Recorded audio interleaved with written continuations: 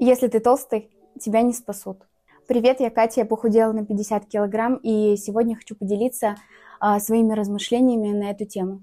В жизни бывают разные ситуации, когда может потребоваться экстренная медицинская помощь. Но если произойдет экстренная ситуация, в которой будет несколько пострадавших, то выберут тех, у кого меньше рисков и больше шансов на выздоровление. А если вам вдруг потребуется МРТ, то знаете, что большинство аппаратов МРТ предназначены для пациентов не более 100 килограмм. Даже возьмем простую ситуацию со скорой медицинской помощью. У вас острая боль, и вам требуется помощь и госпитализация в больницу. Вы не можете идти самостоятельно. И что произойдет?